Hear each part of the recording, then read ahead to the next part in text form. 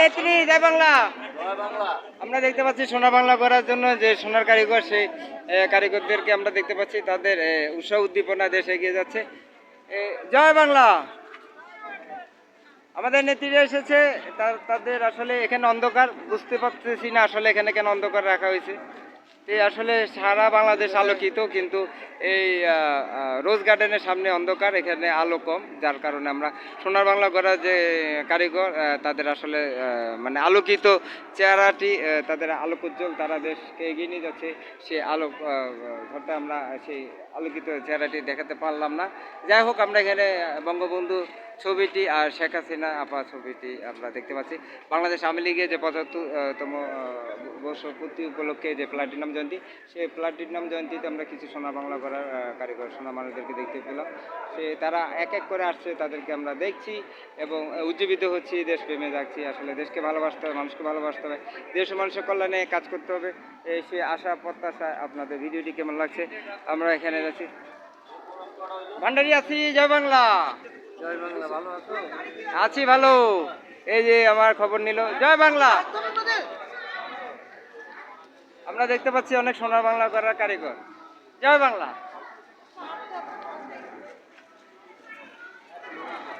এই যে আপু, জয় বাংলা।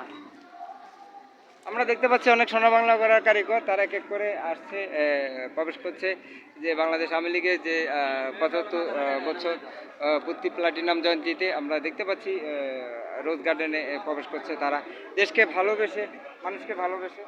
এই সেই রোজ গার্ডেন, সেই রোজ গার্ডেনের ছবিটি আমরা দেখাচ্ছি, যেহেতু প্রবেশ করতে পারছি না। যাই হোক, আমরা এখান থেকে বিদায় নিব। আপনাদের কমেন্টটি কেমন লাগছে, ভিডিওটি কমেন্ট পজিটিভ কমেন্ট করবেন এবং মোবাইল নম্বরটি দিবেন, যাতে আপনাদেরকে আমরা কিছু আর্থিক আপনার উপহার দিতে পারি।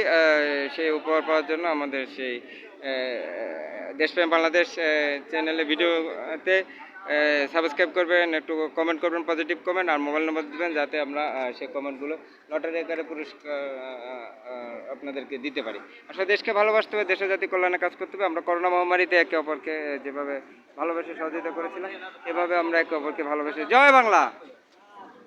জয় বাংলা। যাই হোক, আমরা এখানে দেখতে পাচ্ছি জয় বাংলা বলে না, তারপরে অনেকে প্রবেশ করে। যাই হোক, এতে এই সর্ষের মধ্যে ভূত আছে কিনা জানি না, এখানে অন্ধকারে আমরা আসলে ভালোভাবে ছবি তুলতে পারছি না। আসলে আমরা কর্তৃপক্ষের দৃষ্টি আকর্ষণ করছি যে কেন রোজ গার্ডেনের সামনে অংশটিতে অন্ধকার করে রাখা হয়েছে। তাহলে আসলে কি আমাদের সর্ষের মধ্যে ভূত আছে, যে ভূতের কারণে আসলে দেশ মাঝে মাঝে একটু সমস্যা পড়ে, ভালোবাসা একটু সমস্যা সম্মুখীন হয়। আমরাও আসলে পদে পদে অনেক সময় বাধা সম্মুখীন হই। আসলে এই জিনিসটি খেয়াল রাখতে হবে, সর্ষের মধ্যে ভূত আছে। দেশপ্রেম বাংলাদেশ, আমরা চ্যানেলের সাথে থাকবো, সাবস্ক্রাইব করবো, কমেন্ট করবো। সবাইকে ধন্যবাদ দেশপ্রেম বাংলাদেশ আমাদের চ্যানেলের সাথে থাকার জন্য।